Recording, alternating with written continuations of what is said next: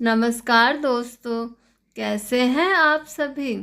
आइए आज हम करवा चौथ की व्रत कथा जानते हैं। तो चलिए इस कथा की शुरुआत करते हैं। बहुत समय पहले की बात है। एक साहूकार के 7 बेटे और उनकी एक बहन करवा थी।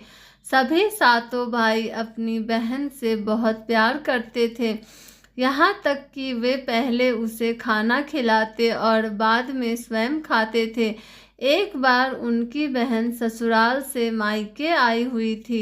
शाम को भाई जब अपना व्यवसाय बंद कर घर आए तो देखा उनकी बहन बहुत व्याकुल थी।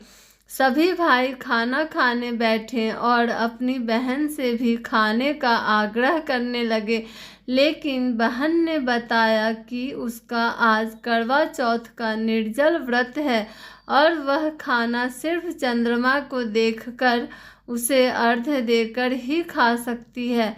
चूँकि चंद्रमा अभी तक नहीं निकला है, इसलिए वह भूख प्यास से व्याकुल हो उठी है। सबसे छोटे भाई को अपनी बहन की हालत देखी नहीं जाती और वह दूर पीपल के पेड़ पर एक दीपक जलाकर चलनी की ओट में रख देता है। दूर से देखने पर वह ऐसा प्रतीत होता है कि जैसे चतुर्थी का चांद उदित हो रहा हो।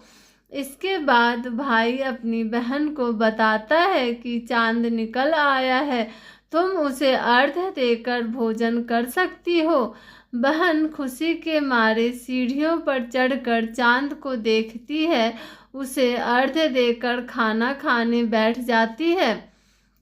वह पहला टुकड़ा मुंह में डालती है तो उसे छींक आ जाती है, दूसरा टुकड़ा डालती है तो उसमें बाल निकल आता है और जैसे ही तीसरा टुकड़ा मुंह में डालने की कोशिश करती है तो उसके पति की मृत्यु का समाचार उसे मिलता है।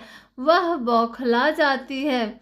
उसकी भाभी उसे सच्चाई से अवगत कराती है कि उसके साथ ऐसा क्यों हुआ। करवा चौथ का व्रत गलत तरीके से टूटने के कारण देवता उससे नाराज हो गए और उन्होंने ऐसा किया। सच्चाई जानने के बाद करवा निश्चय करती है कि वह अपने पति का अंतिम संस्कार नहीं होने देगी और अपने सतीत्व से उन्हें पुनर्जीवित जीवन दिलाकर रहेगी। वह 1 साल तक अपने पति के शव के पास बैठी रहती है और उसकी देखभाल करती है।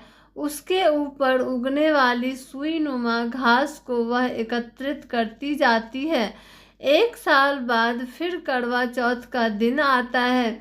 उसकी सभी भाभियां करवा चौथ का व्रत रखती है। जब भाभियां उससे आशीर्वाद लेने आती है तो वह प्रत्येक भाभी से यम सुई ले लो, पिए सुई दे दो, मुझे भी अपनी जैसी सुहागन बना दो, ऐसा आग्रह करती है। लेकिन हर बार भाभी उसे अगली भाभी से आग्रह करने का कह चली जाती है। इस प्रकार जब 6ठे नंबर की भाभी आती है तो करवा उससे भी यही बात दोहराती है।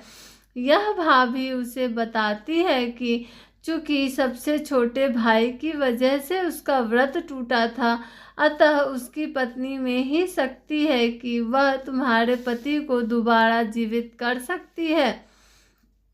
इसलिए जब वह आए तो तुम उसे पकड़ लेना और जब तक वह तुम्हारे पति को जिंदा न कर दे उसे नहीं छोड़ना।